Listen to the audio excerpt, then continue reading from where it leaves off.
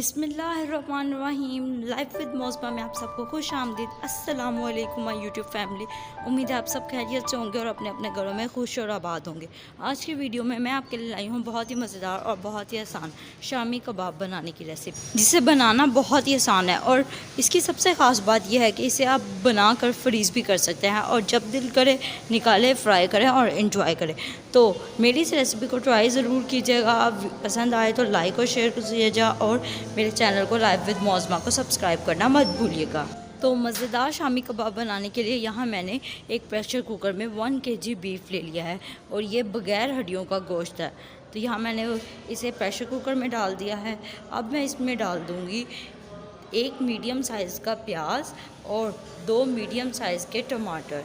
ये मैंने टमाटरों को दरमियान में से कट कर दिया था। इसके बाद मैं इसमें डाल दूँगी 2 टेबलस्पून हल्दी पाउडर, 1 टेबलस्पून लाल मिर्च पाउडर, 2 टेबलस्पून नमक और यहाँ मैंने 8 से 10 हरी मिर्चें ले ली जिसका मैंने पेस्ट बना लिया था। ये मैं इसमें डाल दूँगी। इसके बाद मैं इसमें डाल दूँगी 2 गिलास पानी ताकि गोश्त जो है वो अच्छे से गल जाए। इन तमाम चीज़ों को अच्छे से मिक्स करके अब मैं इस पर एक प्रेशर लगा दूँगी और इससे तकरीबन पौने घंटे के लिए गलने के लिए रख दूँगी।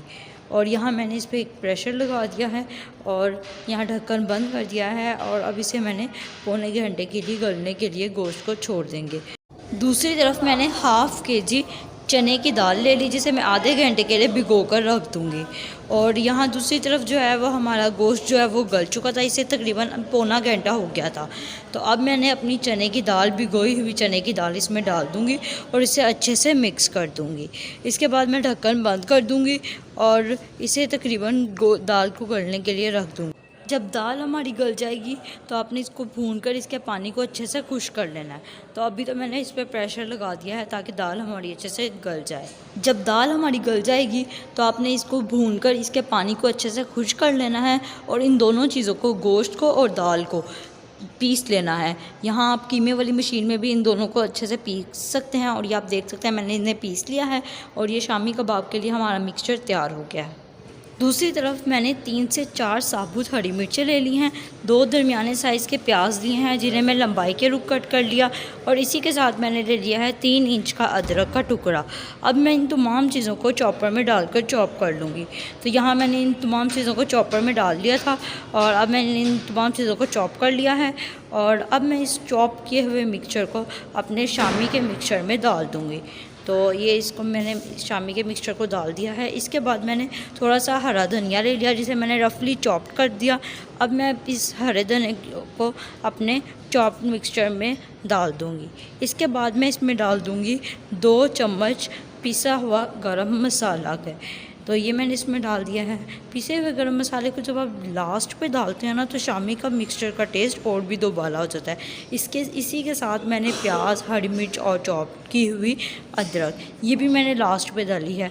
इससे भी शामी टिक्की का टेस्ट बहुत ही ज़्यादा मज़ेदार हो जाता है। तो ये मैंने इन तमाम चीज़ों को अच्छे से मिक्स कर लिया है और ये आप देख सकते हैं चीज़ें हमारी अच्छे से मिक्स हो चुकी हैं।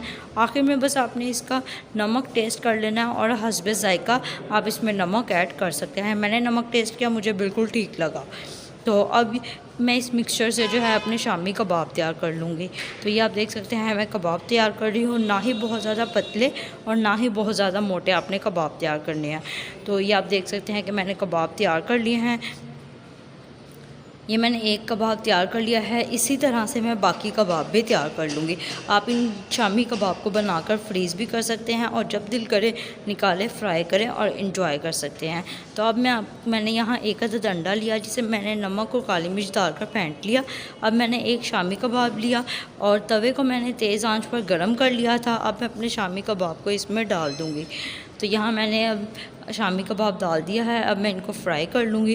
तो आपने इसे दरमियानी आंच पर फ्राई करना है और ये कबाब हमारे फ्राई हो रहे हैं। जब एक साइड पे लाइट गोल्डन ब्राउन कलर आ जाएगा तो आपने इसे पलट देना है। ये देखिए माशाल्लाह से कितना खूबसूरत लाइट गोल्डन ब्राउन कलर आ चुका है और ये कबाब हमारा तैयार हो चुका है। दोनों साइड पर कलर आ चुका है। अब हम इस कबाब को उतार लेंगे। इसी तरह से मैं बाकी कबाब भी फ्राई कर लूँगी। और ये आप देख सकते हैं मैंने बाकी कबाब भी फ्राई कर लिया है। बहुत ही मज़ेदार ये कबाब तैयार होते हैं। अब मैं आपको इससे टेस्ट करके भी दिखाती हूँ। ये देखें माशाल्लाह से बहुत ही मज़ेदार, इसे आप रायते के साथ, केचप के साथ, सैलड के साथ खाएं। बहुत ही मज़ेदार ये कबाब तैयार होते हैं। उम्मीद है मुझे आपको मेरी आज की रेसिपी पसंद आई होगी। ट्राई ज़रूर कीजिएगा। इसकी सबसे ख़ास बात ही यही है कि आप इसे बनाकर फ्रीज़ कर सकते हैं। बच्चों को स्नैक के तौर पर दीजिएगा। मेरी रेसिपी को लाइक और शेयर ज़रूर कीजिएगा। और अगर आपने मेरे अब तक चैनल को सब्सक्राइब नहीं किया तो मेरे चैनल को सब्सक्राइब करना मत भूलिएगा। फ़ी अमान अल्लाह।